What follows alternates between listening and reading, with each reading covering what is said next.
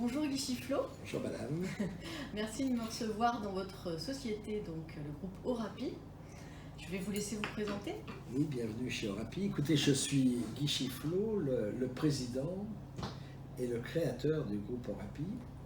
Orapi est une société que j'ai créée début des années 70 en partant de rien avec l'équivalent de 1000 euros. Et on a travaillé comme ça avec une idée, fournir aux industriels des produits qui leur facilitaient leur travail, espacer leur période d'intervention, protéger et prolonger la durée de vie de leur matériel et de leur machine. Nos clients, ce sont les services entretien et maintenance de toutes les industries.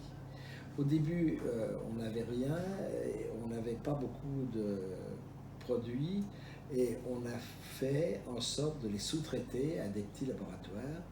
Et petit à petit, on a monté une première usine, on a monté une deuxième usine, une troisième usine. Et ici, vous êtes à l'usine la plus importante du groupe, puisque c'est une usine qui fait plus de 40 000 m², 45 000 m² sur un terrain qui fait 100 000 m² et qui est Céveso numéro 2.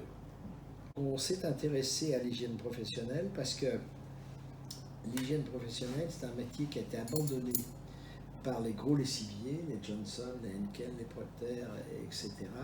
Parce que ce sont un métier où il y a des formulations toutes petites, des formulations spéciales, des séries très petites, spéciales, et puis des systèmes d'application. Et pour nous, ça nous intéressait, et quand on a étudié, on a vu que c'est un marché qui intéressait tout le monde et qui avait des possibilités de développement énormes.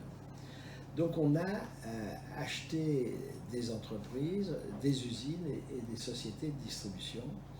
Et aujourd'hui, le groupe a 7 usines.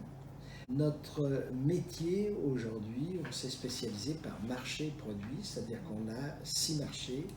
Le marché du transport, où on nettoie et on entretient tout ce qui bouge, c'est-à-dire les avions, les trains, les métros, les autocars, les voitures, le matériel agricole, etc.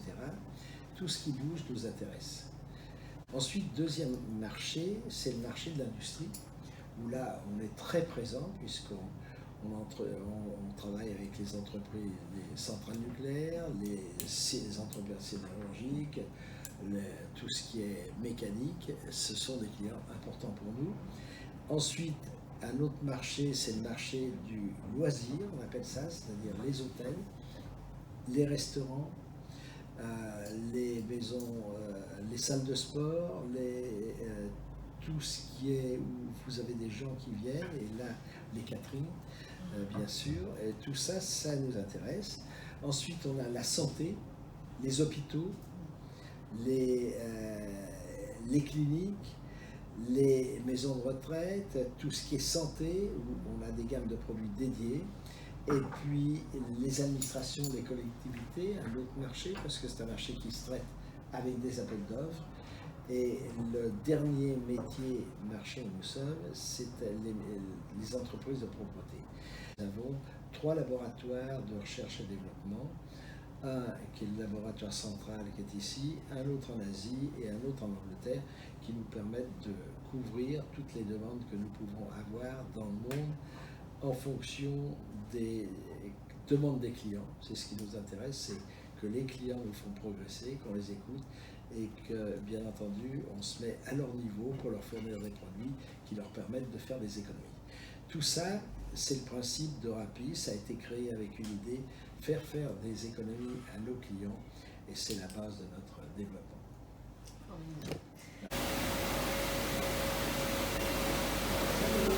C'est vrai que vous, la crise Covid, vous ne l'avez peut-être pas vécue comme tout le monde, puisque votre activité a explosé, au sens deuxième du terme, avec un produit phare que tout le monde utilise aujourd'hui. Oui, tout à fait. Alors écoutez, la crise Covid, on l'a subie comme tout le monde. Oui.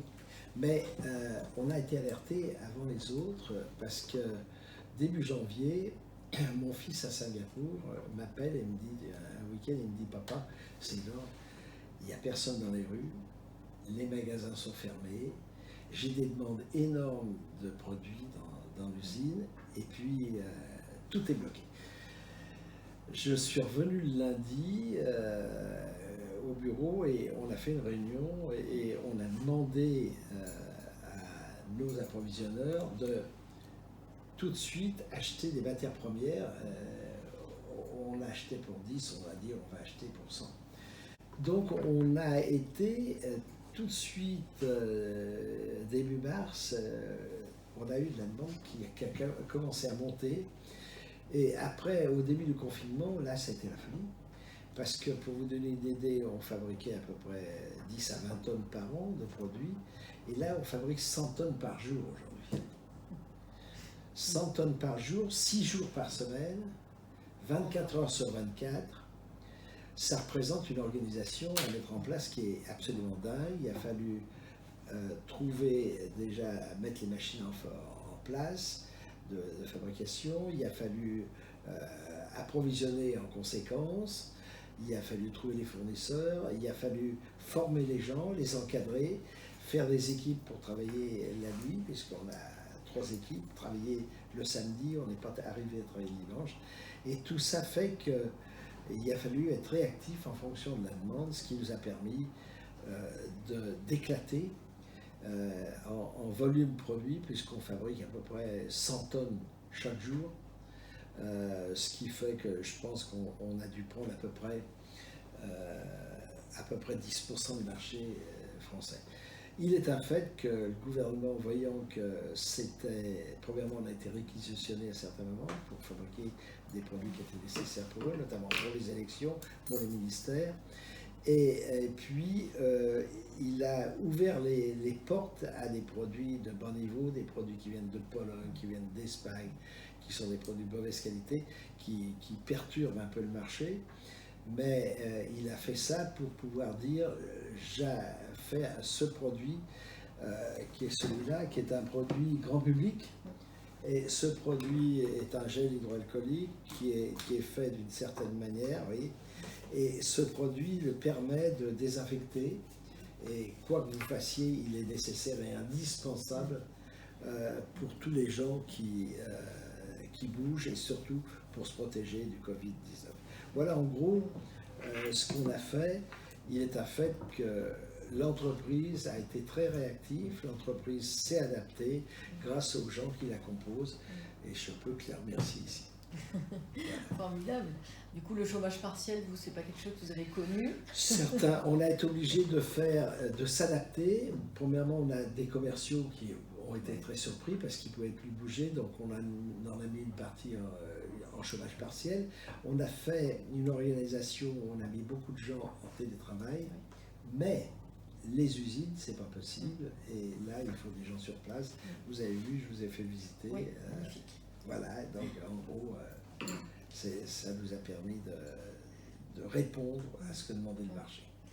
Moi, en vous écoutant et puis en ayant visité votre usine juste avant l'interview, moi, ce que je retiens, c'est votre flexibilité, votre adaptabilité.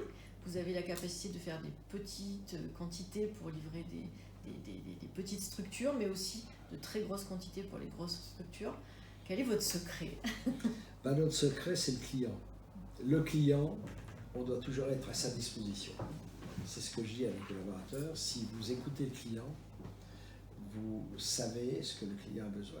Le client, vous savez, on fait des produits qui vont du 5 grammes, puisqu'on fait des colles spéciales, des adhésifs spéciaux, au camion-citerne. On est capable de livrer des camions-citernes.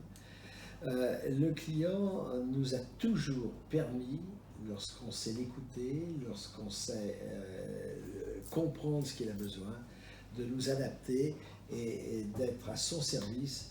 Et c'est ce que aujourd'hui je conseillerais à tous les gens, c'est écouter les clients, faire en sorte que ses besoins on puisse les satisfaire, et c'est la force d'Orapi, c'est cette souplesse et cette adaptabilité qu'on recherche chez tous nos collaborateurs.